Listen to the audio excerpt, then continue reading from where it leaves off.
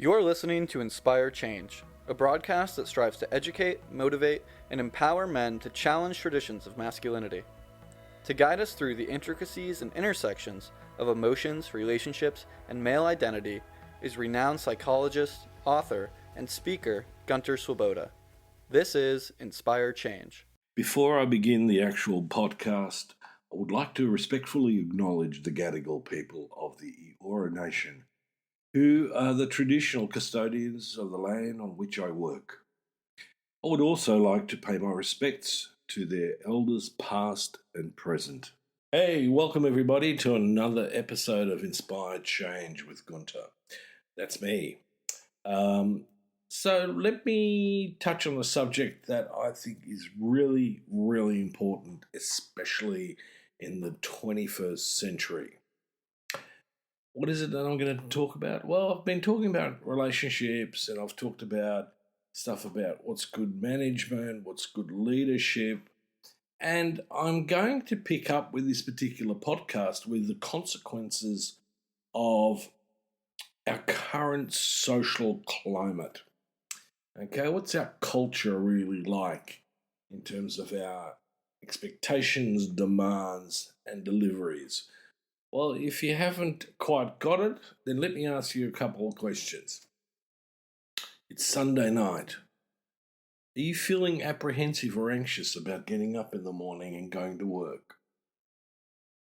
When you get to work, is it a struggle to stay focused, to concentrate, to really pick up on the thread of things, to feel motivated, to feel focused, right?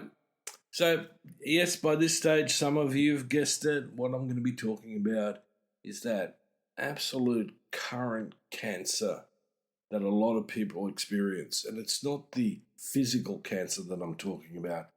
It's this thing called burnout, when we feel like we're on struggle street despite looking really good on the outside.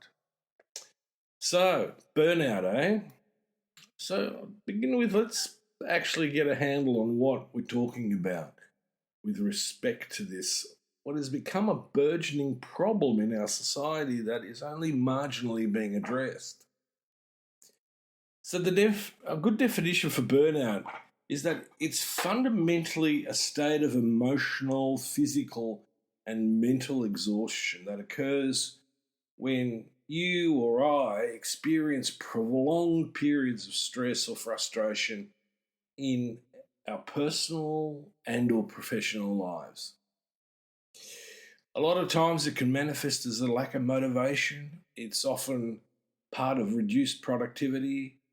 And a lot of times it's about feeling hopeless and cynical. Now, what I want to point out and really, really stress is that burnout just doesn't happen to certain professions or, to individuals in certain professions, right? It can pretty well occur in any profession or in any personal situation. But where we've come to really identify it, and where it's most commonly associated to, is high stress occupations like healthcare, social work, and teaching. But I want you to think about this a lot broader. Okay, this is, that whole thing about, you can only experience, burnout if you're in one of those intense professions like medicine, psychology, psychiatry, and teaching. I mean, out of all of those, I think teaching is probably the one where I take my hat off to people, especially because not only is it tricky dealing with, little terrorists and their more grown-up versions called teenagers, but you got a system, especially as I said, in the United States, in the UK, and in Australia, that is really pushing the envelope with regards to what the demand of teachers are and what's expected of them. Okay, so one of the things that I want to throw in is that in burnout, one of the things that happens is that my experience of the demands and expectations of my environment exceeds my belief in being able to meet them. Now, in some instances, it's not just my belief, it's reality. I cannot actually do it. I cannot meet those external demands and expectations, you know, on any level. So, how do I pick up when I'm actually burning out? Well, let's talk a little bit about the symptoms of burnout. Okay, so one of the main or the common presentation is that sense of chronic fatigue and low energy. So you go to bed, you have a rough night, you wake up in the morning, you still feel like you've been hit by a truck, and you sort of wonder, well, what happened to my sleep? Okay, now in some instances, sleep's also disturbed by dreams that contain situations of aggression, violence, or anxiety, fear. Another another symptom that's really important to recognize is that when I'm having difficulty concentrating or making decisions, now pay attention to this, when I'm not hungover, that is also a sign and a symptom of burnout. The other one that comes along, and in the last session you heard me talk about, what are some of the indicators of an unhealthy work environment, and I talked about job satisfaction being low and morale. In this instance, one of the things that's going to be impacted in me is my sense of satisfaction in what I do. This is where I see people walking away from jobs like teaching, like medicine, like psychiatry, like social work, like psychology, psychotherapy, because they just don't have the emotional and physical resources to apply themselves. Even though in some instances, like in psychotherapy, I could argue that in a lot of instances the job's not necessarily that demanding. People who come to see us are not necessarily that demanding. Some are, but in a lot of instances, it can offer a great deal of satisfaction. Another symptom here is that we often, when we're in burnout, experience irritability and moodiness. So if our partner starts tapping us on the shoulder persistently, going, "Why are you so cranky?" rather than dismissing that person, I should probably stop and check in with myself and do a bit of an audit. All right, so how emotionally regulated am I at this point in time? Is my mood really up and down? Do I move from anxiety to anger to feeling flat to feeling depressed to, not having any energy? Just do I want to bite the cat's head off because it somehow ran across my feet? These indicators are very, very important. We often write them off. Oh, I just, need to get better sleep, or, I need to do some more exercise. I need to do some relaxation, some mindfulness.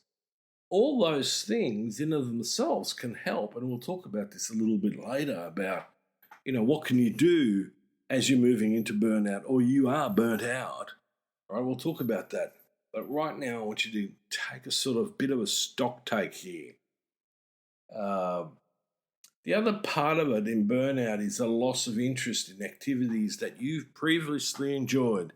And yes, guys, one of those is sex, affection, those intimate moments where we actually begin to avoid, people. Because again, all we're experiencing often is that they're just expecting more stuff from us and we can't, deliver what they want, and therefore we feel bad.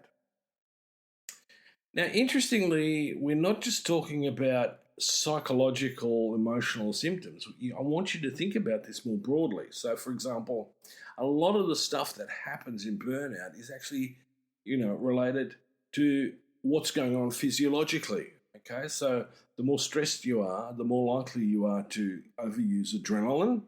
And after a period of time, if that overuse of adrenaline is chronic, you're going to get elevations in cortisol levels. So that means that there's an increase in muscle tension. There's an increase in inflammatory processes throughout the body. So connective tissues in the muscles are more prone to being inflamed. Mucous membranes throughout the body are more likely to be inflamed. One of the more common symptoms that I get from a lot of people who are burnt out or are burning out is that they get diarrhea and they keep attributing it to food or food allergies. But in a lot of instances, it's closer to home than that. They're stressed to the max and they're burnt out and they're trapped in a behavior pattern that doesn't allow the body to really recoup. Stomach issues, heartburn, reflux. For some people, it's not diarrhea that's the problem, it's constipation. And yes, Freud had a bit to say about that when he talked about being anally retentive, right? In some instances, it's the increase in muscle tension translates into things like pains in the wrist or in the elbow. So there's a whole range of physical symptoms. Obviously, when we're in a chronic state of stress and often distress, we're not going to have much of a libido either, right? So that's really, really important. As I mentioned earlier on, in addition to all of this, the nail in the coffin is that we then have massive sleep problems. Can't get to sleep, or we get to sleep okay, but we're up 2:30, 3 o'clock in the morning like the lights have been turned on, and my head's buzzing with irrelevant ideas, or ideas that are relevant but should be thought about the next morning. Okay? So let me talk through what we can do about it, okay? Because we can do quite a bit about it.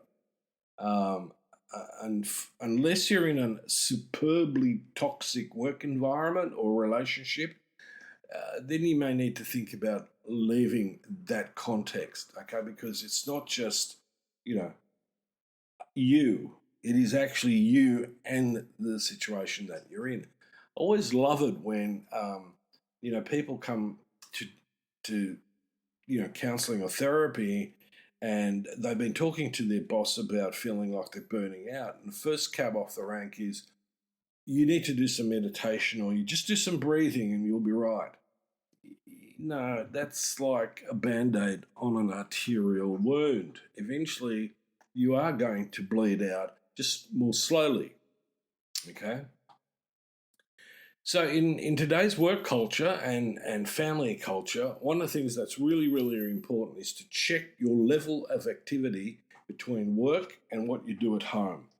Now, one of the things that I often get told is when people keep a track of that is that they actually never have any downtime. They take a 15-minute sort of sample for a couple of days, and what they find is that there is no rest period in this. Yes, they go to the gym. Yes, they go to bed, but they're not actually really resting. So one of the things that's really important is to take time off from work and other stresses in your life and engage in stuff that you find enjoyable and relaxing. So in my case, it was always heading out for a surf. Ocean is my therapy. Once I hit the water, all thoughts about what's happening on land is left behind on the beach or on the, reef. Think about doing things like, reading a book for pleasure, not for work, going for a walk or spending time with someone that you love and feel safe with. The next thing that you can do is you need to learn how to set boundaries. Really, really important. Most of us think we're setting boundaries, but a lot of time they're vague and fuzzy and ambiguous. So, those people who are trying to persuade you that there is no work-life balance or that, work and life are just constantly intertwined, they really don't know what they're talking about. We need to be able to switch off. As a parent, even, I need to be able to switch off from time to time. Let grandparents take over for a couple of hours or maybe the afternoon or a weekend. And, you and your partner just head off. Do something for yourselves. The next bit is you got to really get into a pattern of practicing self-care. Most of us schedule our work meetings in before we schedule in self-care times. I don't have time to do X, Y, Z. Well, if you're going to operate on that principle, you need to be aware that you're using a strategy that's meant for a sprint, but life and work is a marathon. So guess what's going to happen? You're not going to get to the finishing line, either literally and physically expire or psychologically. So you need to, and I can't stress this highly enough, you need to make sure you get good quality sleep. So that is contingent on sleep hygiene, sleep duration, and sleep quality. So those three things you need to check out. Okay, you need to improve on those. You need to have a good diet. Drinking 2 bottles of wine is not managing your burnout. And I'm talking 2 bottles of wine a day. Okay, that is all that's going to do is get you into a place where you're going to need to take time off because you're going to be in rehab. Okay. You also need to put some time aside for exercise, but exercise is not relaxation. In fact, one of the things that I often have to differentiate, especially with men, is you can flog yourself in the gym, but that's really stressful. There are certain cultural, social demands and expectations about how we perform at gym. And given the fact that most of us are still really competitive little bunnies, we're going to go way above the, call of duty and then feel fatigued and exhausted, and it's going to take us a while to recover. One of the indicators there is that you're going to become injury prone. Okay, so if you don't want to spend a lot of time sitting it out on the bench, when you're burning out and you're taking care of yourself, reduce the amount of intensity that you put into a gym workout. If you do a reasonable workout, at the end of it, sit down, cool off with some abdominal breathing and progressive muscle relaxation, and give your heart a chance to come down. Another important aspect in this phase is that there's nothing wrong in seeking support. Now, you might do that from friends or family, but look, let me put this to the pointy end of the stick. Talk to a mental health professional about this. We're trained to be able to differentiate these, burnout from other conditions. A lot of times people come to see me and they go, well, my doctor says, I'm anxious or I'm depressed. My immediate question is why? Now, a lot of times what I discover is that when I look at the context that that person's in, I discover that they're actually probably burning out or burnt out. And so that's when we need to do some stuff that's really, really important to help them back on their feet. Finally, let me talk about something that's really important. Think about your priorities. Ultimately, you can be the richest person in the cemetery and the youngest one. Okay, this is not a good way to go. Friends, loved ones, all of that, to my mind, give us the emotional and physical resilience that we need to live in a culture like ours. I've said this once before, most of us men live at least 5 years to 7 years longer when we're in a healthy relationship with a healthy network. So let's work on it. So just to sum this up, managing burnout means that we need a combination of self-care, support, and changes to the underlying expectations and the underlying demands that we're experiencing. Now, sometimes those demands can come from the inside out, right? Think about it.